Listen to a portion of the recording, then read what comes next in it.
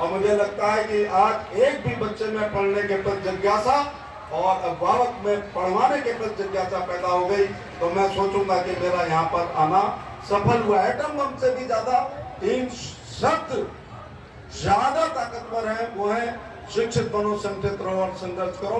बाबा साहब ने ये प्राथमिकता क्यों रखी?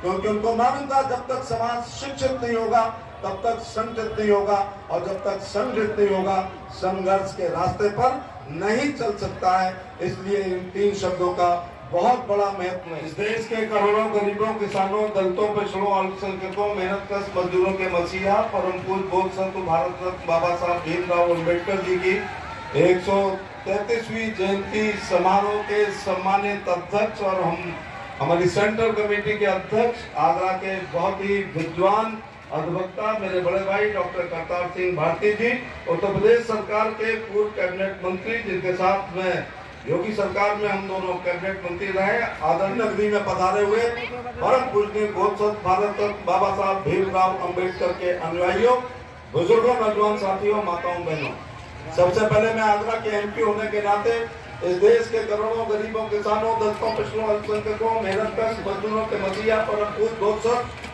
बाबा साहब भीमराव अम्बेडकर के चरणों में अपनी लोकसभा की जनता की तरफ से श्रद्धा सुमन अर्पित करना चाहूंगा। झारखंड की दोनों कमेटियों का आभार प्रकट करना चाहूंगा कि उन्होंने महामानव हमारे बाबा साहब भीमराव अम्बेडकर की 133वीं जयंती बहुत ही भव्य और दिव्य तरीके से यहाँ मनाने का काम किया है। जो जात, वर्ग, क्षेत्र और धर्म अपने पुरखों का सम्मान नहीं करता है वो कभी आगे नहीं बढ़ता है, और पुरखे भी ऐसे हों जिन्होंने भारत को दुनिया का सबसे बड़ा संविधान देने का काम किया है, हमको मौलिक अधिकार दिए हैं, हमको मौलिक कर्तव्य दिए हैं, देश को राज्य निर्देशक तत्व दिए हैं, विचार अभिव्यक्ति की स्वतंत्रता दी है, और राजा रानी की पेट से पैदा होने वाले राजा की जगह बैलेट बक्से से पैदा करने वाला सेवक की क्षमता, वोट देने का अधिकार प्रदान किया है। इसलिए जयंतियों से जागृति आती है, जागृति से सोच बदलती है, सोच से संघर्ष करने की क्षमता आती है, संघर्ष से सत्ता मिलती है, फिर सत्ता से इतिहास बनता है, फिर इतिहास ऐसे ही जब तक सूरज चांद रहेगा। 14 अप्रैल 15 अप्रैल को इसी प्रकार से परम पूज्य बोध संत भारत रत्न बाबा साहब भीमराव की जयंती उनके अनुयायी मनाया करेंगे। इसलिए लंबी बात न कहते हुए और कोई नफरत की बात न कहते हुए, संचालक ने जो आचार संहिता में बांधा है उस लक्ष्मण रेखा का उल्लंघन न करते हुए मैं आज जो अपनी बात करूंगा वो केवल शिक्षा पर बोलूंगा, इसके अलावा कोई बात नहीं करूंगा। और मुझे लगता है कि आज एक भी बच्चे में पढ़ने के प्रति जिज्ञासा और अभिभावक में पढ़वाने के प्रति जिज्ञासा पैदा हो गई तो मैं सोचूंगा कि मेरा यहाँ पर आना सफल हुआ। एटम बम से भी ज्यादा 3 शब्द ज्यादा ताकतवर है, वो है शिक्षित बनो, संगठित रहो और संघर्ष करो। बाबा साहब ने ये प्राथमिकता क्यों रखी? क्योंकि उनको मालूम था जब तक समाज शिक्षित नहीं होगा तब तक संगठित नहीं होगा, और जब तक संगठित नहीं होगा संघर्ष के रास्ते पर नहीं चल सकता है। इसलिए इन 3 शब्दों का बहुत बड़ा महत्व है। मैं बाबा साहब के जैसे व्यक्ति, ये मानव नहीं है, महामानव है, अवतारी पुरुष है। सदियों में जब खुद कुदरत मांगती है तब ऐसे महामानव पैदा होते हैं। हजारों साल नरगिस अपनी बेलूरी पर होती है, बड़ी मुश्किल में होता है चमन में दीदावर पैदा।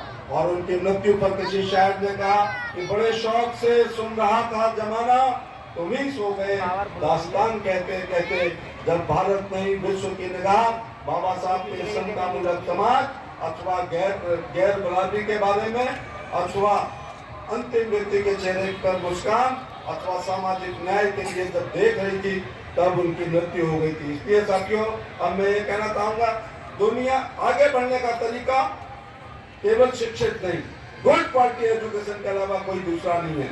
दुनिया में कोई काम अपनी हैसियत से बढ़ के करोगे तो बर्बाद हो जाओगे।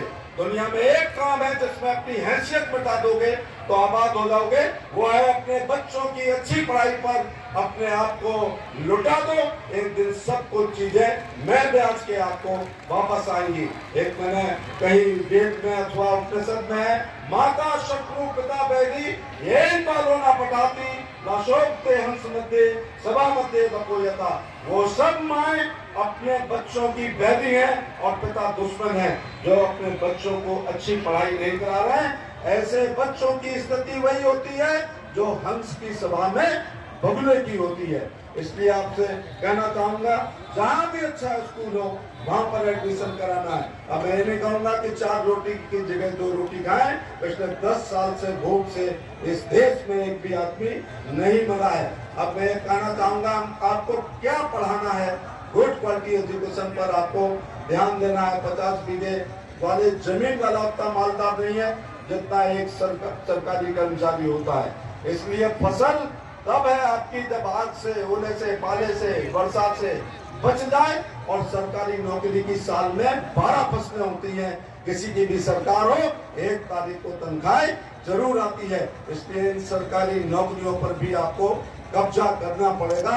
और बाबा साहब का जो आरक्षण का प्रमाण पत्र हमारे पास है, उसका उपयोग हम IAS, IPS, PCS बनाने में अपने बच्चों को लगाना चाहिए। देहात में पढ़ाई का वातावरण नहीं है, शहर आ जाओ। और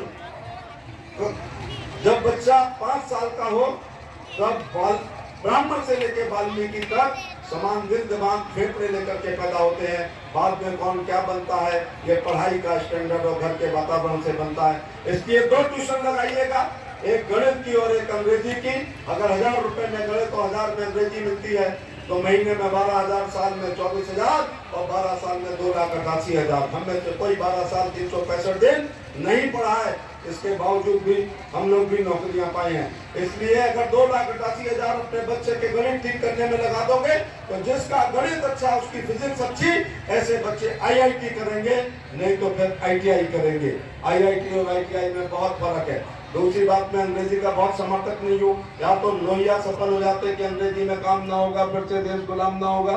तंजोपा ने बांधी गांठ, पिछले 500 में साथ बड़े लोगों की क्या पहचान, किटपिट अंग्रेजी टाई निशान। लेकिन when at Rome do as Romans do, जब हम इस देश में रह रहे हैं और वैश्वीकरण, उदारीकरण और निजीकरण हो गया, अंग्रेजी पढ़नी पड़ेगी। अगर फटाकेदार अंग्रेजी बोलते हो और एक टाई लगा देते हो तो 50,000 रुपए महीने की नौकरी अंग्रेजी बोलने से लगती है। इसलिए मैं आपसे कहना चाहूंगा, और जिन बच्चों की जगह खराब हो गई है, हमारे बच्चे हैं, हम उनकी जिंदगी बर्बाद नहीं करेंगे। यदि इसी ग्वालियर रोड पर हमारे पास 1 बीघे जमीन है और 2 बच्चे हैं तो हम 2 बीघे जमीन है तो 1 बीघे बेचेंगे। 2 प्रकार के कॉलेज होते हैं, नंबर लाओ, फ्री सीट पे जाओ, और नंबर कम है तो मैनेजमेंट कोटा पे जाओ।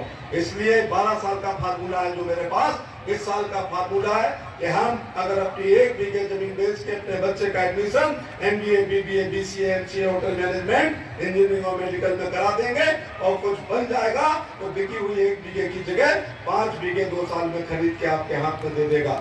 और यदि हम ऐसा नहीं करेंगे, इस बात को बहुत ध्यान से सुनना, एक दिन ओवरलोड हो जाएगा, उसके बाद वो लोग बेरोजगार हो जाएगा, फिर डिप्रेशन में चला जाएगा, हो सकता है फिर नशेड़ी हो जाए, और फिर हमारे बनने के बाद उस जमीन को बेच के खाए कम और पिए ज्यादा।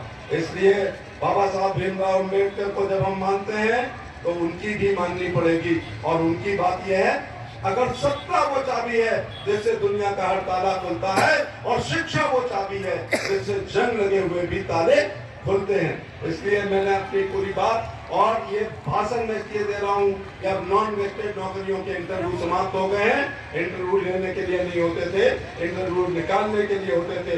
लेना है तो आगरा की स्पेलिंग बता, और नहीं लेना है तो चेकोस्लोवाकिया की बता, और चेकोस्लोवाकिया की बता के भी नौकरी नहीं लगती थी क्योंकि सूची भेजी जाती थी।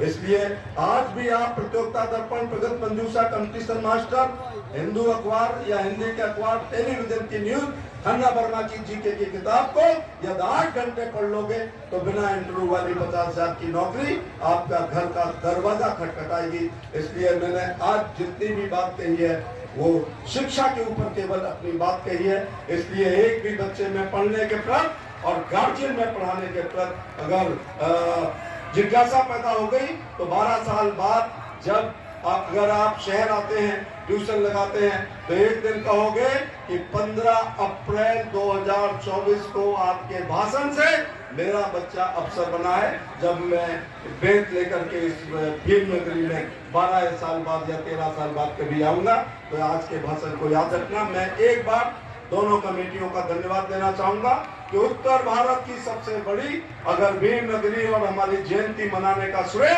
अगर किसी शहर को है तो वह आगरा को है। क्यों ना हो। बाबा साहब आगरा आए थे, बाबा साहब चक्की पाठ पर गए थे, बाबा साहब ने बुद्ध की मूर्ति स्थापित की थी, बाबा साहब की मृत्यु के बाद उनका बेटा अस्थियां लेकर के आया था जो आज भी चक्की पाठ पे है। इसलिए थोड़ी सी पत्रम पुष्पम मुझे और धर्मेश जी को सेवा करने का मौका मिला। लाल किले दुनिया में बहुत है, बाबा साहब एक है, इसलिए लाल किले मेट्रो स्टेशन का नाम रखकर परम पूज्य बोध सत्व भारत रत्न बाबा साहब भीमराव अम्बेडकर के नाम से करके थोड़ी सी मैंने भी कृतज्ञता ज्ञापित करने का और धर्मेश जी ने प्रयास किया है। अंत में मैं इस शब्द के साथ जो रहा बचा है, जो नई आचार संहिता में बोल सकता हूँ, दुष्यंत की इस गजल में सब कुछ शामिल है कि हो गई है पीर पर्वत से पिघलनी चाहिए, इस हिमालय से कोई गंगा निकलनी चाहिए। और आज यह दीवार पर्दों की तरह हिलने लगी, शर्त लेकिन थी कि यह बुनियाद हिलनी चाहिए। और कैसा अनुयायी चाहिए कि हर सड़क पर, हर गली में, हर नगर, हर गांव में हाथ लहराते हुए हर लाश चलनी चाहिए। और सिर्फ हंगामा खड़ा करना मेरा मकसद नहीं, मेरी कोशिश है ये सूरत बदलनी चाहिए। और मेरे सीने में नहीं तो तेरे सीने में नहीं हो कहीं भी आग, और ये आग चलनी चाहिए। जय भीम, जय भारत। बाबा साहब, बाबा साहब, बाबा साहब, जब तक सूरज चांद रहेगा, जब तक सूरज चांद रहेगा, पत्ता पत्ता नीम का, पत्ता पत्ता नीम का। जय भीम, जय भारत।